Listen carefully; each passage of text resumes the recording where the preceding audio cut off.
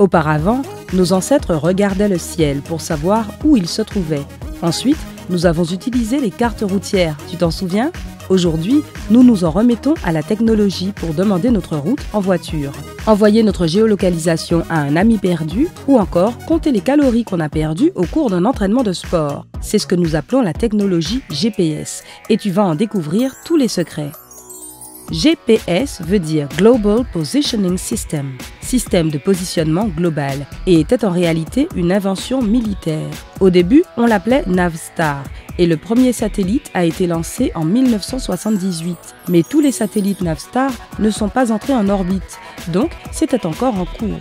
Les GPS sont devenus pleinement fonctionnels aux États-Unis en 1995 et étaient d'abord utilisés dans les voitures en 1996. Les meilleurs signaux de qualité n'étaient utilisés que pour des fonctions militaires jusqu'en mai 2000. Et là, ils sont devenus accessibles gratuitement à tous les civils. Aujourd'hui, le GPS est géré par les forces aériennes américaines. Les récepteurs modernes travaillent pour la plupart avec GPS et les satellites russes GLONASS pour s'assurer de l'authenticité des données partout dans le monde. Les GPS n'ont pas besoin d'une connexion à Internet ni d'un signal téléphonique pour fonctionner correctement. Mais avec une connexion, ils deviennent plus efficaces. Le GPS est partout et tu peux même acheter des semelles GPS pour savoir où se trouvent tes enfants ou tes proches atteints d'Alzheimer. Comment ça marche? Pour faire simple, le GPS est un système avec 3 parties basiques: les satellites, les stations au sol et les récepteurs. Les satellites sont plus ou moins l'équivalent des constellations que nos ancêtres utilisaient pour trouver leur chemin. Ils sont censés être dans un certain endroit à un certain moment et c'est très important.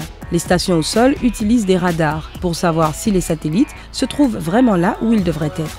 Un récepteur dans ton téléphone ou ta voiture suit les signaux des satellites pour déterminer à quelle distance ils sont. Une fois qu'il trouve à quelle distance tu es de 4 satellites GPS, ou même plus encore, il peut te dire exactement où tu es, avec une précision de quelques mètres, voire centimètres. Le système GPS a 32 satellites actifs en orbite autour de la Terre. 24 d'entre eux sont des bases satellites, et le reste sont 8 remplacements d'urgence quand quelque chose empêche les autres de travailler. Ils ont besoin d'entretien constant et parfois de réparation, mais même ainsi, ils ne durent qu'une dizaine d'années. Les GPS fonctionnent quelle que soit la météo, qu'il pleuve ou qu'il vente, mais il y a une condition très importante. Un récepteur sur Terre doit avoir au moins 4 satellites pour calculer une géolocalisation correcte, car le GPS utilise un mécanisme de trilatération. Doucement les gars, cela semble difficile, mais je vais l'expliquer dans une seconde. La trilatération en 2D et 3D. Alors, la trilatération en 2D entend calculer sa latitude et longitude sur une carte. Imagine que tu fasses un footing comme Forrest Gump, que tu quittes ta maison, imaginons dans le Wisconsin, et que tu fasses ta première pause après des jours de course. Tu sais que tu es toujours aux États-Unis, mais puisque le GPS n'existe pas encore, tu n'as aucune idée d'où tu es précisément. Heureusement, tu trouves un agriculteur et tu lui demandes. Il ne répond pas directement, mais il te donne un premier indice. Tu te trouves à 643 km de Boise, dans l'Idaho.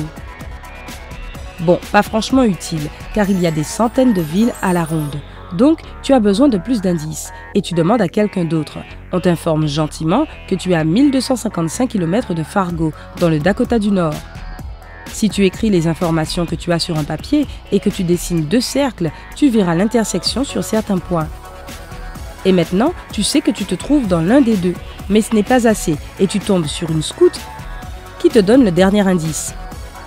Tu es à 659 km de Salt Lake City, dans l'Utah. C'est tout ce que tu dois savoir. En ajoutant le 3e cercle à ton dessin, tu ne verras qu'un seul point d'intersection. Bingo! Toutes ces données t'ont permis de savoir que tu te trouves à Bozeman, dans le Montana, qui est d'ailleurs une ville sympa. En fait, c'est super simple, non? Quand on parle de trilatération 3D, c'est grosso modo pareil, mais ce sont des sphères et non pas des cercles que tu dessines.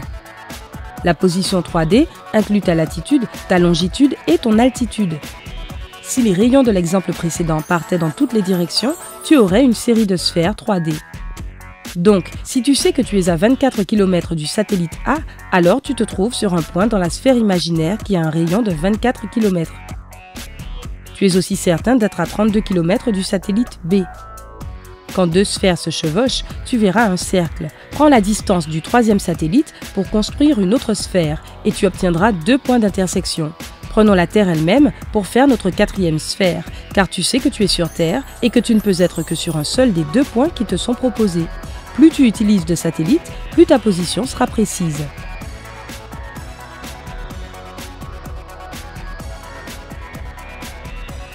Un peu de maths.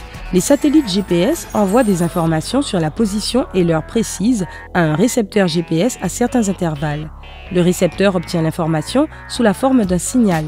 Le récepteur GPS analyse les signaux radio des satellites GPS pour découvrir 2 choses importantes: la localisation d'au moins 3 satellites dans l'espace au-dessus de toi et la distance entre toi et ces satellites.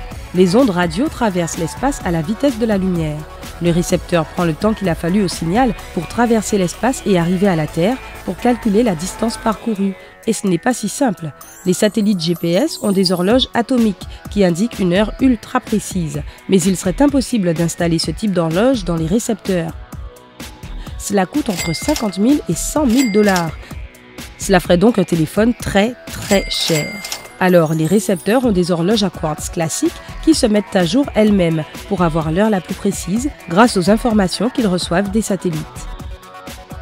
Deuxième difficulté, le temps passe plus vite pour les objets qui sont loin de la gravité, comme la théorie de la relativité d'Einstein. Les horloges atomiques des satellites vont 38 microsecondes plus vite que les horloges sur Terre chaque jour.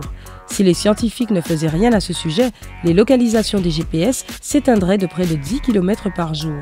En utilisant au moins 4 et non pas 3 satellites, cela permet de résoudre les 2 problèmes et de déterminer la localisation exacte des objets. Quand tu utilises seulement 3 satellites et 3 sphères, ils se superposent à un endroit, même si tu as les mauvaises données. Quand tu as 4 sphères, tu obtiens forcément les bonnes informations. Autre chose, il ne suffit pas de savoir à quelle distance se trouve le satellite du récepteur, mais aussi de savoir exactement où se trouve le satellite. Ce n'est pas si compliqué en fait, car les satellites ont des orbites prévisibles. Aussi un calendrier GPS dans le récepteur qui indique où devrait se trouver tel ou tel satellite à tel moment. L'attraction de la Lune et du Soleil affecte un peu les orbites, mais le département de défense s'en occupe et envoie des informations à jour au récepteur GPS, en même temps que les signaux des satellites.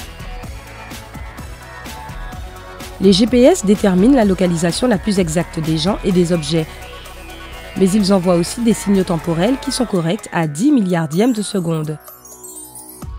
Tu peux d'ailleurs avoir une heure plus exacte avec l'horloge atomique, comme celle sur les satellites GPS. Les systèmes bancaires, les réseaux électriques et les réseaux mobiles travaillent tous avec le GPS pour les opérations, allant des appels synchronisés aux transactions horodatées avec précision. Et voici un bonus. Même si c'est très précis et utile, parfois les GPS emmènent les gens dans des endroits inattendus, surtout dans les zones rurales. Tu t'es déjà perdu, moi aussi. C'est difficile de croire qu'un chemin de terre est en fait une route. Et les conséquences peuvent être assez déplaisantes pour le conducteur et les passagers. Un conducteur de caravane suisse, par exemple, s'est un jour retrouvé en haut du mont Berghoun. Il n'a pas pu faire demi-tour ni continuer à avancer, donc il a dû appeler à l'aide. Et un gros hélicoptère l'a sauvé. Il a expliqué aux secouristes que le GPS l'avait fait sortir de la route principale et qu'il n'a jamais pu faire demi-tour même s'il le souhaitait. 3 dames de Bellevue, à Washington, n'ont pas eu le temps d'attendre l'hélicoptère, mais ont dû laisser leur 4x4 Mercedes-Benz qui était en train de couler. Elles conduisaient après minuit et n'ont pas vu que la route que leur indiquait leur GPS était en fait une embarcation qui les a directement amenées dans un lac.